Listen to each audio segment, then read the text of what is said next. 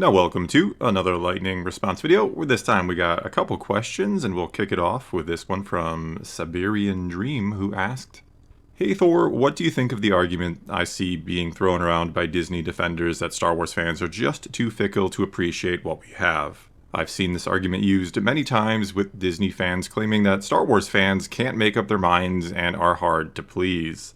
I'm not particularly hard to please. I've listed many times before what would satisfy me as a Star Wars fan. Let's go New EU as Legends. And I think the few times someone is actually engaging in bad faith is very minor. I just think they are being very intolerant to other opinions outside their echo chamber and trying to absolve any and all criticisms of Disney Star Wars, no matter how justified or well-intentioned." And yeah, this is an argument I see all the time, or I will get accused of being ungrateful because I have criticized something Star Wars, and I should just be thankful to Disney that they are making Star Wars at all, which is a really, really strange argument when you consider this is transactional. This is me giving my money to subscribe to Disney Plus, or to go to a movie, or to buy merchandise. I am literally giving them dollars for a product. And in return, I have people telling me I should be grateful that I had the opportunity to give them my money for whatever they happen to want to produce and consider Star Wars. That I have no say in this as to what is good or what is not for what I have given my money for.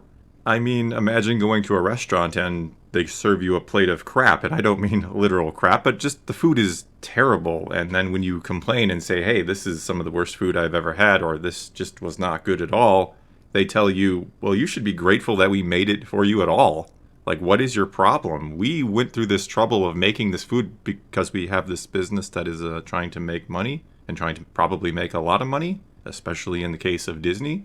They purchased Lucasfilm and thus Star Wars for $4 billion because they thought they were going to make billions upon billions off of it. So this idea that I should be grateful because a multi-billion-dollar company made something for me and stuck the Star Wars brand or logo on it is kind of a silly one.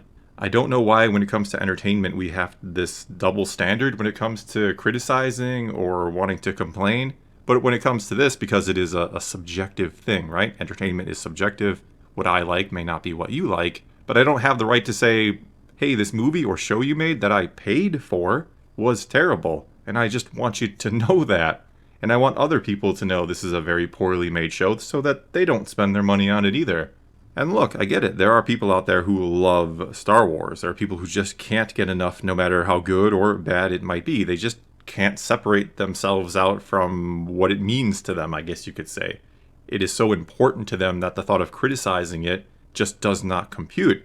Even though them criticizing it or not being willing to accept anything is going to be good for the long-term health of the franchise. This is what I always say. One of the main reasons I will criticize Star Wars, and sometimes very harshly, is because I want to see it be the best it can possibly be. Because if it is not, then people will stop watching it. We need only look at the two most recent shows on Disney Plus, The Acolyte and Skeleton Crew, to see some pretty terrible ratings for Star Wars especially, to see that people are checking out. And if enough people check out, guess what happens? They will stop making Star Wars. So the person who just loves everything Star Wars is going to have nothing new to love.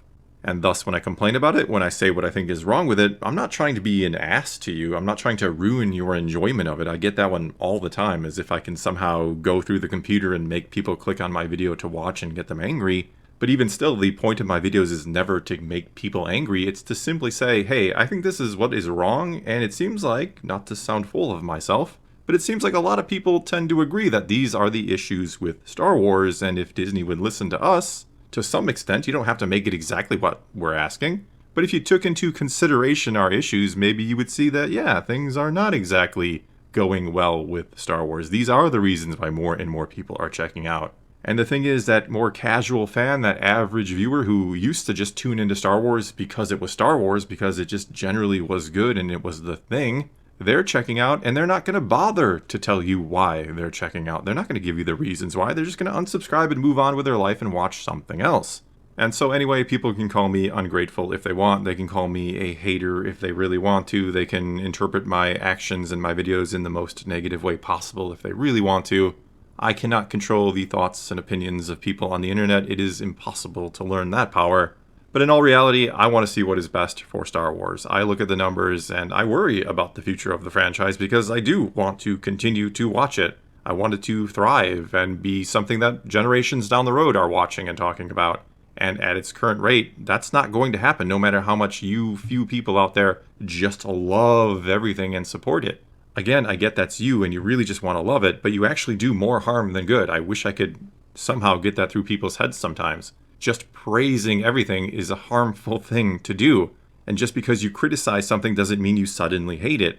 I think the best analogy to use is always to think about parents and their children. Just because you criticize your children, just because you say, hey, that was very bad, do not do that again, doesn't mean you hate them. It means you want to see what is best for them. You want to correct poor behavior before it becomes a habit and before they grow up and become terrible human beings when they're adults. And it's the same thing here. When I criticize Star Wars, I do it because I want to see them improve. I don't want to see them slip into bad habits. I don't want to reinforce them by just continually giving them money, even though I do that because it's my job to review Star Wars. I get that kind of double standard or contradiction, don't get me wrong. But I don't want to just keep giving them money or encourage people to give them money when they're producing bad content, because that's just going to encourage them to do the bare minimum to make money. If you give them money for crap, they're going to keep giving you crap. They're not going to try to give you something better. They're not going to go out of their way to improve if you settle for the minimum. But anyway, I'm rambling. Let's move on to a different question here, and it is going to be about the High Republic, and it comes to us from Greg Papp, who asked, Hey Thor, since you talked so much about the Jedi lately, I was wondering what's your opinion of the High Republic Jedi, if you've been keeping up with that. Do you think that characters like Stellan Gios, Bel Zettifar, and Olodin Greatstorm are Jedi characters that fit the description you have in your head as how a Jedi should be? Are characters like Avar Kriss and Elzar Mann the kind of flawed Jedi that are just victims of their time and choices, but still trying to be better and aren't necessarily written to be bad?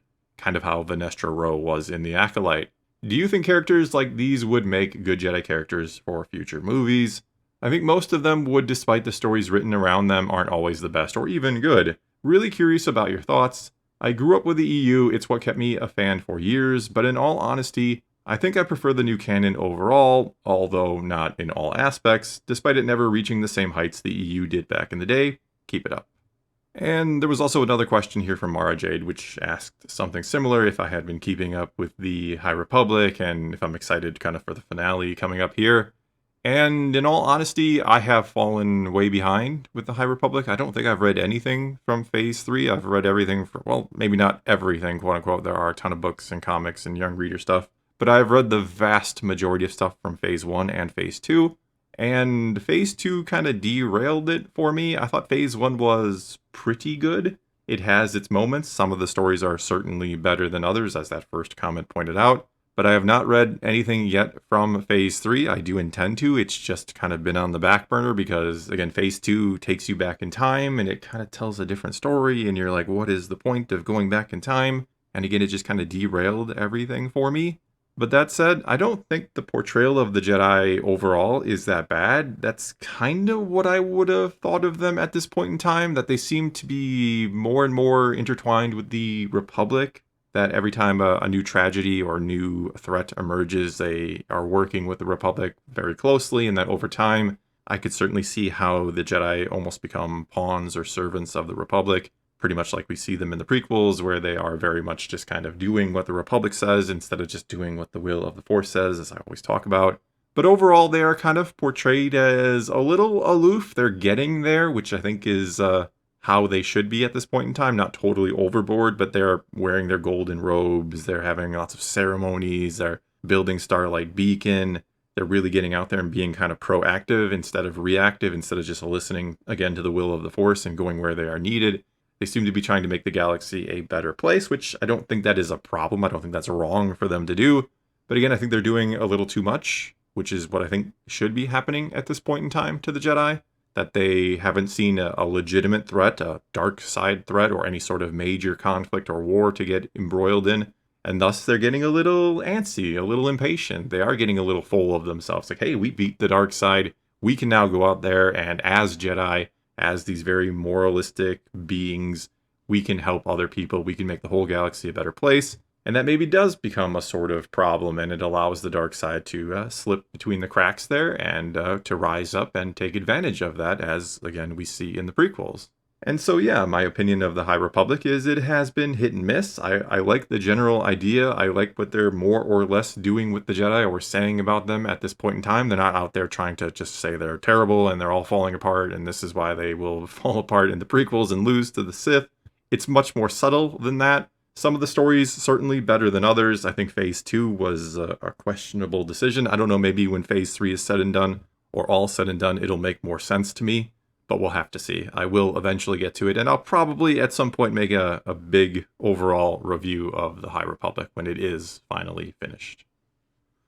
Alright, I think that's going to be all I got for you this time. Now it is your turn to once again take to the comments below. You tell me what you think about anything and everything I had to say. Are Star Wars fans too picky? Are they ungrateful? Or is it just a matter of this is a transactional thing? We're paying for a product, and if that product isn't good, we have every right to say so, especially if we want to see that product indeed endure and be better in the future. Or you can always ask a question for a future lightning response video. You just start your comment off with, "Hey Thor," I will read it and try to answer the question in a future video. But whatever the case may be, leave those comments below. Let's talk some Star Wars.